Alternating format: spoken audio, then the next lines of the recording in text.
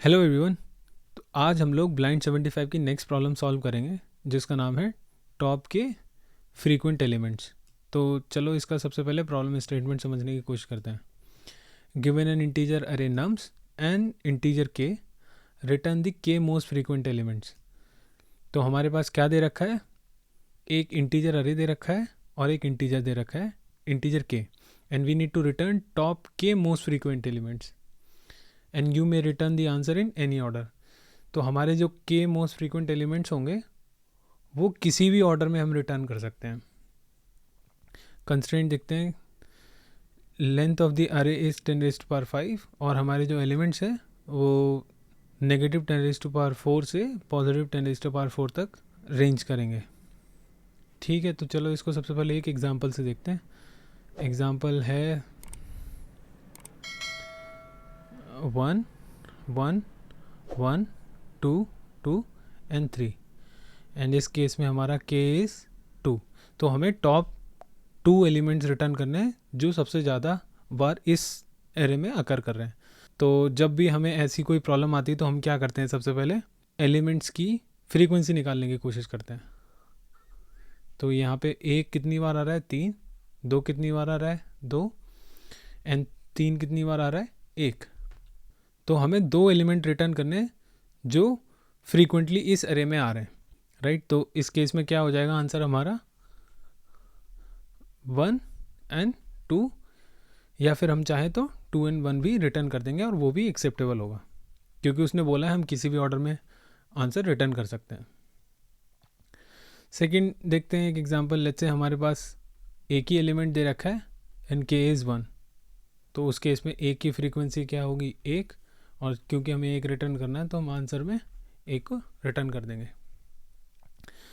ठीक है, तो देखते हैं कि इस प्रॉब्लम को कैसे सॉल्व कर सकते हैं। मोस्टली जब इन प्रॉब्लम्स में हमें ऐसा कुछ टॉप के या ऐसे कोई फ्रीक्वेंट एलिमेंट्स निकालने होते हैं तो हम मोस्टली फ्रीक्वेंसी काउंट करते हैं। ऐसे क्वेश्चंस में तो हम हर एलिमेंट की फ्रीक्वेंसी काउंट कर लेते हैं and then we sort the elements based on the frequency, और उसके बाद हमें जो भी टॉप के रिटर्न करने हैं तो हम टॉप के रिटर्न कर सकते हैं। सेकेंड अप्रोच हो सकती है कि हम जो फ्रीक्वेंसी काउंट कर रहे हैं एलिमेंट्स की, तो हम हर एलिमेंट की जो फ्रीक्वेंसी निकाल रहे हैं, करेक्ट, उसको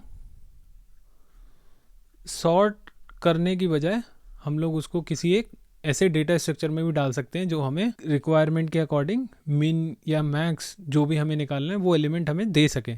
तो लेट्स से अगर हमें top K most frequent element चाहिए तो हम लोग क्या करें, कोई एक ऐसा डेटा स्ट्रक्चर मेंटेन कर लें। लेट्स से जब भी ऐसी बात आती है तो हमारे मन में सबसे पहले क्या आता है, प्रायोरिटी क्यू।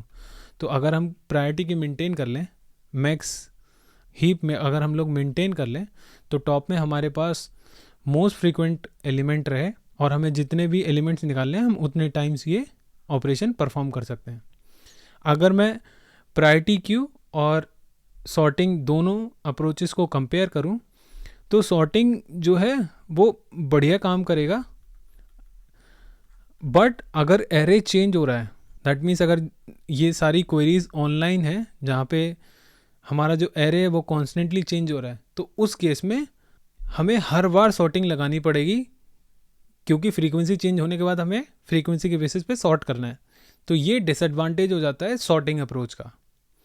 वहीं पे अगर हमें ये पता है कि हमारा जो एरे है वो चेंज हो रहा है कॉन्स्टेंटली, तो उस केस में जो हमारा हीप रहता है या प्रायोरिटी क्यू रहता है वो हमारा बेटर परफॉर्म करता है क्योंकि हमें बार बार सॉर्टिंग करने की ज़रूरत नहीं पड़ती है, और हीप जो है वो ऑटोमेटिकली यस रीअरेंज हो जाता है जब भी हम लोग हीपिफाई ऑपरेशन लगाते हैं तब।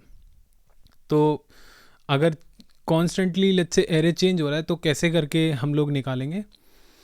तो लेट्स से हमारे पास एक एरे है 2 2 3 7 4 4 4 एंड 1। तो अज्यूम करो हमारे पास अगर 2 ही होता तो उस केस में 2 की फ्रीक्वेंसी क्या होगी, 1। तो हम लोग किसके बेसिस पे मैक्स हीप बनाएंगे, मैक्स हीप हमारा बनेगा फ्रीक्वेंसी के बेसिस पे क्योंकि हमें मोस्ट फ्रीक्वेंट एलिमेंट टॉप पे चाहिए हीप में। तो हीप में हमारा हो गया 1 एंड 2। ये हमारा फ्रीक्वेंसी है और ये हमारा एलिमेंट है। अब फिर से 2 आ गया, तो अब 2 की फ्रीक्वेंसी कितनी होगी? 2। तो अब हमारा 2,2 हो जाएगा। अब उसके बाद में जब आया एलिमेंट 3, करेक्ट, तो 3 की फ्रीक्वेंसी कितनी होगी? 1। तो अब अज्यूम करते हैं कि हम जो अपनी ये मैक्स हीप बिल्ड कर रहे हैं, ये एरे बेस्ड बिल्ड कर रहे हैं, राइट? तो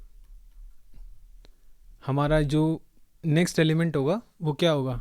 अगर आई हमारा पेरेंट है तो उसका चाइल्ड क्या होगा? 2 इंटू आई प्लस 1। अगर ये प्लेस फील्ड है तो हमारा सेकंड प्लेस क्या बिल्ड करेंगे हम लोग? 2 इंटू आई प्लस 2। तो हमारा ये इंडेक्स 1 पे आ जाएगा 1,3। अब 7 आया तो 7 की फ्रीक्वेंसी भी 1 हो गई। अब हम देखेंगे कि यहाँ पे हमारा इंडेक्स 1 भी फील्ड है, 0 भी फील्ड है, 1 भी फील्ड है। तो अब हमें 2 पे फिल करना पड़ेगा, correct, which is 0 into 2 plus 2। तो ये हमारी इंडेक्स आती है 2, तो हमें 2 पे रखना पड़ेगा। तो ये क्या हो जाएगा? 1 एंड 7। अब हम लोग क्या करेंगे, इसको रखने के बाद मैक्स हीप और हीपिफाई ऑपरेशन कॉल करेंगे इस एलिमेंट पे, जिससे कि हम लोग इस पूरी पेरेंट चेन को अपडेट कर दें। बट इसकी फ्रीक्वेंसी 1 है और टॉप की फ्रीक्वेंसी 2 है, तो अभी तक इस हीप डेटा स्ट्रक्चर में कोई भी ऑपरेशन नहीं होगा। लेकिन जैसे ही 4 आता है तो 4 की फ्रीक्वेंसी हो जाएगी 1। तो अब हम लोग इसको जाके इंडेक्स 3 पर रख देंगे। ये इंडेक्स है और एलिमेंट क्या हो जाएगा? 1 एंड 4। यहाँ पे 1 फ्रीक्वेंसी है एंड 4 जो है वो एलिमेंट है।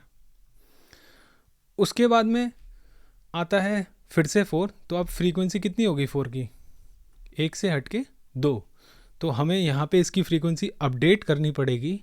और अब हम उसके बाद में जब हीपिफाई ऑपरेशन कॉल करेंगे, करेक्ट, मैक्स हीपिफाई, तो ये चेक करेगा कि इसकी फ्रीक्वेंसी इससे बेटर है, तो ये रीअरेंजमेंट होगा, करेक्ट। तो ये रीअरेंजमेंट के बाद कैसी हो जाएगी हमारी हीप? 2,2, उसके बाद 2 एंड 4, ये 1 एंड 7, और ये हो जाएगा 1 एंड 3। अब हम लोग इसको और इसको कंपेयर करेंगे कि क्या हम इसे अपडेट कर सकते हैं। तो नहीं, क्योंकि इसकी जो है फ्रीक्वेंसी सेम है, तो हमारे यहाँ पे चेन स्टॉप हो जाएगा।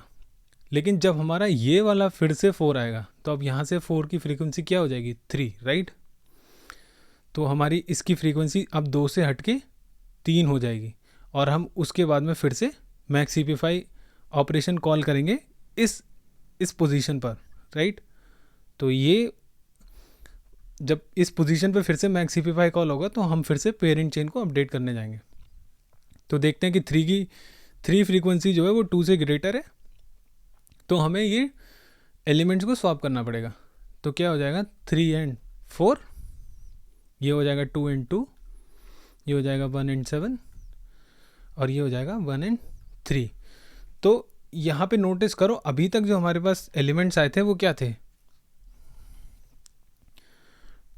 2 2 3 7 देन 4 4 4, राइट। तो उसके अकॉर्डिंग हमारी जो हीप है वो टॉप पे हमें मोस्ट फ्रीक्वेंट एलिमेंट दे रही है। तो अगर मेरा k इक्वल्स टू 1 है, तो मैं इस हीप का जो टॉप एलिमेंट है वो मुझे बताएगा कि मेरा मोस्ट फ्रीक्वेंट एलिमेंट कौन सा है अभी तक जो मेरा डेटा सेट आया है उसमें। तो उस केस में मेरा जो 4 है वो मोस्ट फ्रीक्वेंट है। अब लेट्स से मैं इसे पॉप कर लेता हूँ। तो हीप में पॉप ऑपरेशन कैसे होता है? अगर हम लोगों ने ये हीप अरे बेस्ड बनाई है, तो 0 1 2 3 4 5 एंड 6 कैसे करके करेंगे? जब हम लोग टॉप एलिमेंट को रिमूव करते हैं, राइट, तो हमारा जो लास्ट एलिमेंट है उसको हम लोग टॉप एलिमेंट पे कॉपी कर देंगे। उसके बाद में हमारा जो साइज़ है उस एरे के साइज़ को हम लोग रिड्यूस कर देंगे, यहाँ से रिड्यूस कर देंगे एरे का साइज़, एंड देन हम लोग जो है टॉप टू बॉटम अपना हीपिफाई कॉल कर देंगे। तो टॉप टू बॉटम कैसे बिल्ड होता है कि हमारा जो ये एलिमेंट्स हैं, लेट्स से इसको बोलते हैं 7, और ये रखते हैं लेट्स से 18, ये है 8, and then let's say 9, correct. तो ये टॉप टू बॉटम कैसे करके हीपिफाई होगा, इसको हम लोग इसके जो इमीडिएट चाइल्ड है उससे कंपेयर करेंगे, तो इन तीनों में टॉप पे ये आ जाएगा, करेक्ट, और ये नीचे मूव कर जाएगा।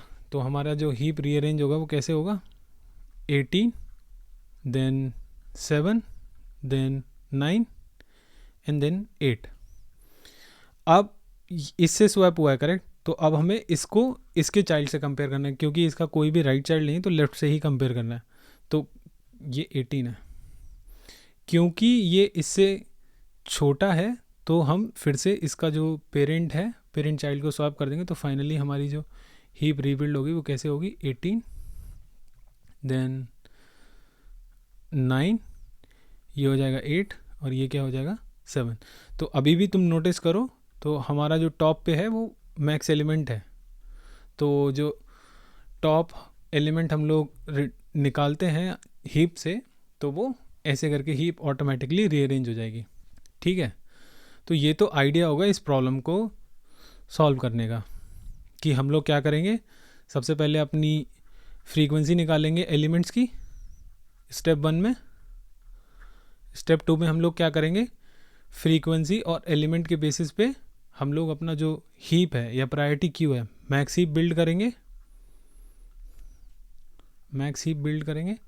एंड थर्ड ऑप्शन क्या है कि हमें थर्ड ऑपरेशन या थर्ड स्टेप हमें क्या करना पड़ेगा कि हम हीप पे k times extract max element operation करेंगे, एक्सट्रैक्ट मैक्स ऑपरेशन करेंगे। तो इस ओवरऑल प्रोसेस की या इस एल्गोरिदम की रन टाइम कॉम्प्लेक्सिटी क्या होगी, रन टाइम कॉम्प्लेक्सिटी। तो हमारे पास n एलिमेंट्स हैं और अज्यूम करते हैं हमारे सारे एलिमेंट्स डिस्टिंक्ट है, राइट। तो हम लोग पहले उसकी फ्रीक्वेंसी काउंट करेंगे और उसके बाद में हम लोग n टाइम्स एलिमेंट्स को पुश करेंगे अपने हीप में। तो which is and her single operation की जो इंसर्शन या डिलीशन ऑपरेशन होता है हीप में, उसकी कॉम्प्लेक्सिटी क्या होगी, लॉग ऑफ n। तो हमारा जो रन टाइम कॉम्प्लेक्सिटी हो जाएगा वो order of n log n हो जाएगा। और स्पेस ऑर्डर ऑफ n, अगर हम सारे एलिमेंट्स पुश करते हैं तो, ठीक है। तो अब इसका कोड देखते हैं, कोड कैसे कर सकते हैं।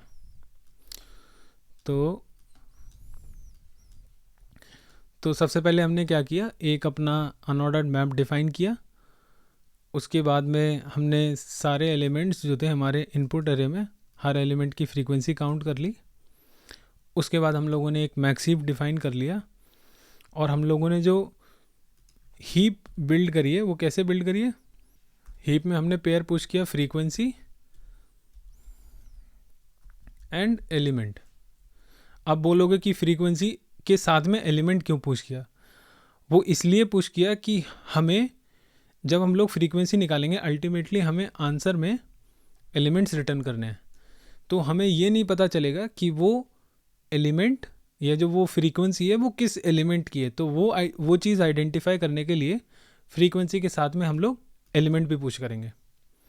तो हमने सारे जो हमारे एलिमेंट्स थे जिनकी हमने फ्रीक्वेंसी काउंट करी थी उनको हमने अपने मैक्स हीप में पुश कर दिया। अब ये हीप ऑटोमेटिकली रीअरेंज हो जाएगी, जैसा कि हम लोगों ने यहाँ पे डिस्कस किया था। यहाँ पे डिस्कस किया था हीपिफाई ऑपरेशन के थ्रू या इंटरनल ऑपरेशंस के थ्रू। और उसके बाद में हम लोग क्या करेंगे, जो अपने हम लोगों ने एक अपना आउटपुट एरे डिफाइन किया, और ये ऑपरेशन हम लोग तब तक करेंगे जब तक कि हमारा जो आउटपुट अरे है उसमें के एलिमेंट्स नहीं हो जाते या हमारी हीप एम्प्टी नहीं हो जाती। उसके बाद में हम लोग अपना हीप का मैक्स एलिमेंट लेंगे, और सेकंड पे हमारा एक्चुअल एलिमेंट है, फर्स्ट पे हमारी फ्रीक्वेंसी थी, क्योंकि हम लोगों ने ये जो हीप है वो एलिमेंट फ्रीक्वेंसी के बेसिस पे बनाया था। एंड फाइनली हम लोग हीप में से टॉप एलिमेंट रिमूव कर देंगे, और हम लोग ये प्रोसेस करते रहेंगे जब तक कि हमें के साइज़ का आउटपुट अरे नहीं मिल जाता, और फाइनली हम लोग इसको रिटर्न कर देंगे। ठीक है, इसको देखते हैं चला के एक बार। ठीक है, तो ये तो आई थिंक चल रहा है। ठीक है, तो चलो फिर मिलते हैं नेक्स्ट वीडियो में।